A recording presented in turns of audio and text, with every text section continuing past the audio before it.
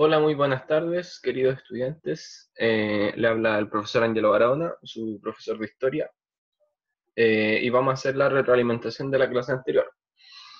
Ya, en esta vimos el Chile en postdictadura, ¿cierto? Y la transición hacia la democracia en Chile, obviamente.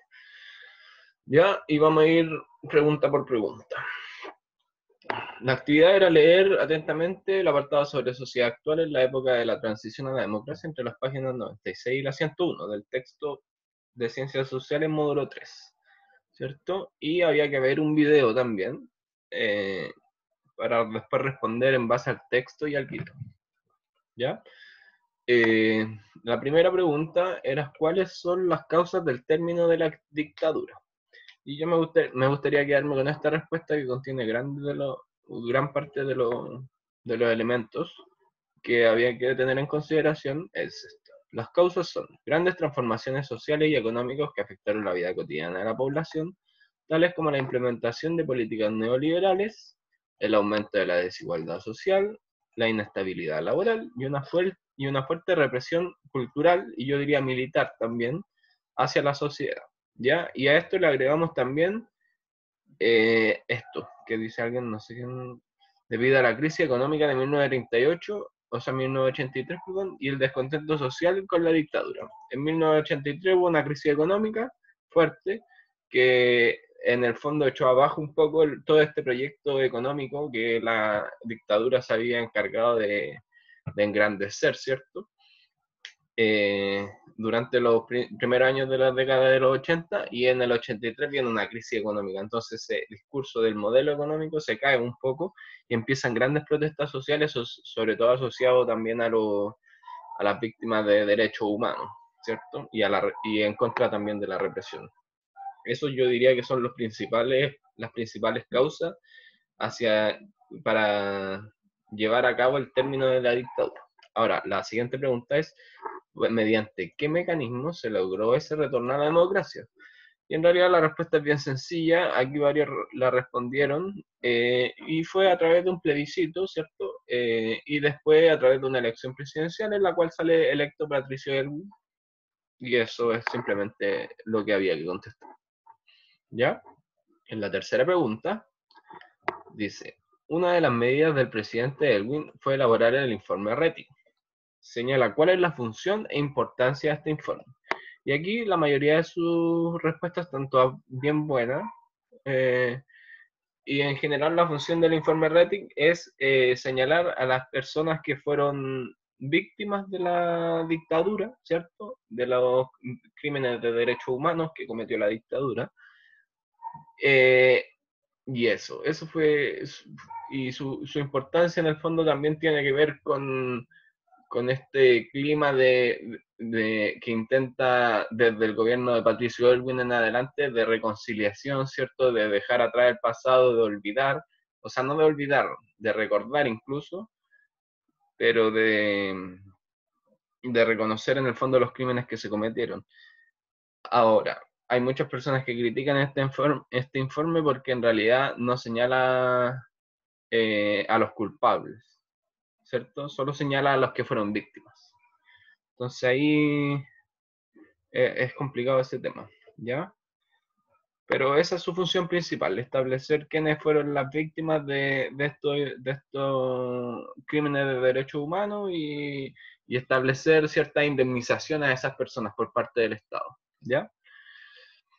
La cuarta pregunta es, a pesar de que el plebiscito acabó con la dictadura, su legado y pensamiento quedaron plasmados en la Constitución de 1980, que rige hasta nuestros días, en donde se consagra el sistema económico de nuestro país, el modelo neoliberal. Ese es nuestro modelo actual de desarrollo económico. A partir de esto, investiga en Internet en qué consiste el modelo neoliberal y explícalo con tus palabras. Aquí hay una respuesta muy buena, pero que yo descubrí que está sacada textual de Internet. Esto no debería suceder porque la idea es que ustedes contesten con sus palabras, ¿ya? Ya, esa respuesta está bastante buena, pero no la voy a tomar porque está directamente sacada de Google, así que no lo voy a tomar. Así que voy a tomar esta, eh, que en general tiene bastante asidero. entiendo por neoliberalismo la liberación de la economía, ¿cierto? Y el libre comercio, es decir, que la economía y el mercado funcionen autónomamente. Reducción del gasto público, es decir, que el Estado gaste menos plata en políticas sociales, ¿ya? Y que el Estado intervenga menos en la economía y intervenga a favor del sector privado, exactamente. O sea, el Estado tiene que intervenir para que la economía sea cada vez más libre. Esa es la función del neoliberalismo, ¿ya? Es decir, que los empresarios puedan hacer y deshacer. En términos bien sencillos es eso. Es que el Estado permita que los empresarios puedan hacer y deshacer porque, según ellos, así crece la economía, ¿ya? Pero ahí bien sabemos que se esconden varias pillerías o trampas, ¿cierto? Que en el fondo hablan sobre la manipulación de los empresarios respecto al sistema político. Y también aquí señala suspenden los derechos de los trabajadores. Y eso es muy cierto, pese a que no es textual, así como en, en el discurso. Sí es un hecho de que se suspenden los derechos de los trabajadores porque el Estado ya pasa a tener un rol mucho menos activo en la protección social, digámoslo así. ¿Ya? Así que eso, muy bien, muy buena respuesta en esta pregunta. Claro, aquí se va más a lo teórico, es un modelo de economía que se enmarca dentro de las doctrinas del liberalismo económico dentro de un sistema capitalista, claro, eso es muy cierto, y para más teórico, ¿cierto? Ya, y aquí vamos con la última, me parece. No, con la penúltima. Explica con tus propias palabras los elementos que han cambiado entre la dictadura y la transición. También explica cuáles se han mantenido o no han sufrido cambios. Y aquí hay varias respuestas bastante interesantes. Me gustaría tomar esta, por ejemplo. Era un programa que no cuestionaba el modelo económico neoliberal impuesto en la dictadura. Simplemente proponía la idea de un crecimiento con mayor equilibrio. Aceptaba la idea de democracia protegida, ¿cierto? Esto que estableció la dictadura y la legitimidad que había alcanzado la llamada obra económica de la dictadura nunca fue puesta en juego. Hasta la actualidad se diferencia... no, ya, ahí me perdí un poco con la redacción. Cuidado con la redacción, miren, aquí esta frase no se entiende. A ver.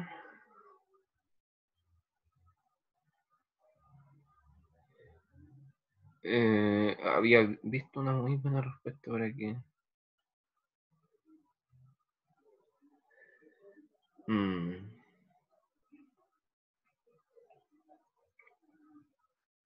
Este.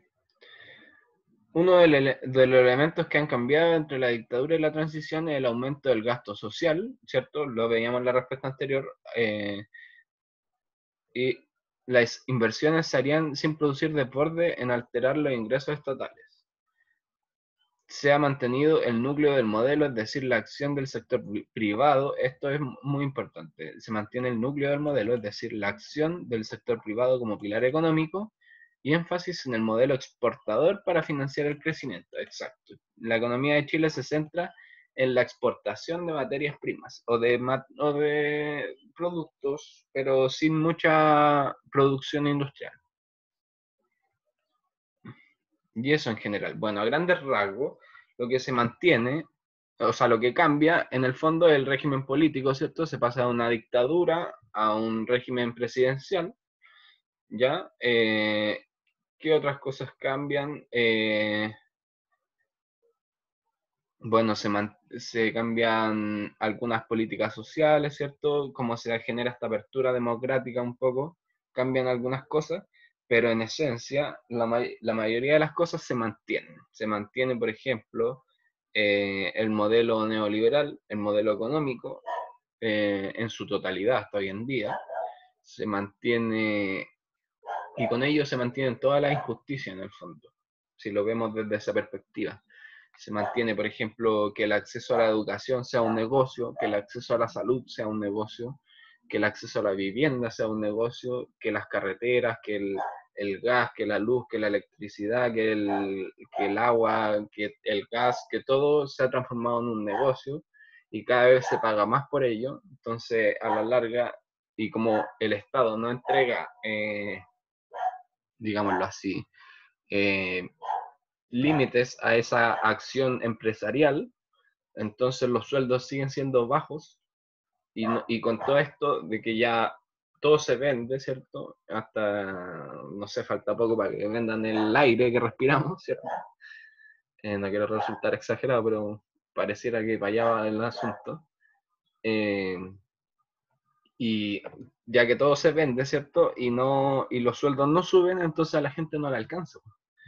Pero aún así, estos gobiernos concertacionistas, ¿cierto? O Piñera, lo que sea, se han jactado de que la economía ha mejorado la calidad de vida, etcétera. Ahí hay que poner ciertos límites a ese análisis también, porque hay que pensar de repente en base a qué se hace ese alcance o mejora la calidad de vida. Por ejemplo, yo creo que la mayoría de las familias hoy en día que, no sé, pueden tener quizá un auto, una casa o lo que sea, es siempre a través del crédito y por lo tanto eh, a través de una deuda que supera muchas veces su sueldo y que muchas veces se mueren incluso sin poder pagar la totalidad del crédito. Entonces es bastante ficticia un poco esa mejora en la calidad de vida que han propugnado estos tipos. Pero bueno, eso es a grandes rasgos. A grandes rasgos se cambia el régimen político, ¿cierto? De dictadura a presidencialismo y lo que se mantiene en el fondo es el modelo económico, ¿ya? El modelo económico y también cultural, porque eso van casi de la mano. Y la última, ¿a qué crees que se debe que los partidos de la concertación, que años antes eran de la oposición a la dictadura, mantuvieron y profundizaron el modelo impuesto en la dictadura? Y aquí, no sé, hay respuestas bastante interesantes, más que, porque esto como de reflexión y opinión, no hay una respuesta buena o una respuesta mala, así que me gustaría compartirle algunas lecturas de esto. Por ejemplo, creo que se debe a que unidos roban más, porque se unieron y eran antes la oposición de la dictadura y así llegaron al plebiscito. Ahora, aunque están más separados, se unen entre sí para llegar a algunos acuerdos, aunque personalmente la verdad es siempre de ricos para ricos y siempre se perjudica a los que más deben ayudar. ¿Ya? Eh,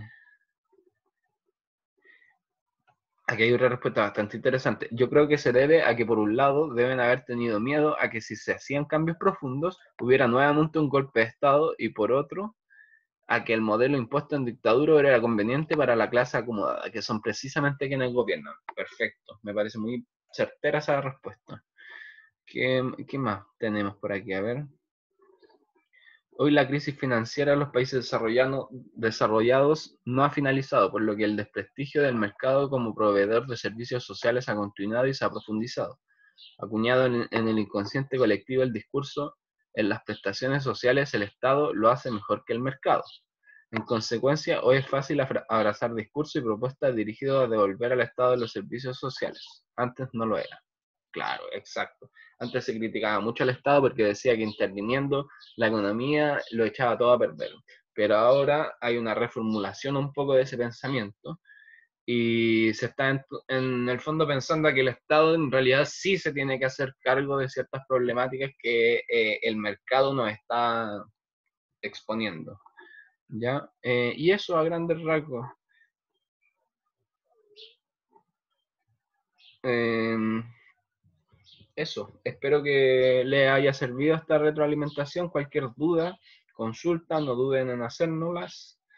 Eh, Eso, a través de WhatsApp, a través del medio que sea. Espero que tengan una muy buena jornada y que les vaya muy bien en la actividad de esta semana. Hasta luego.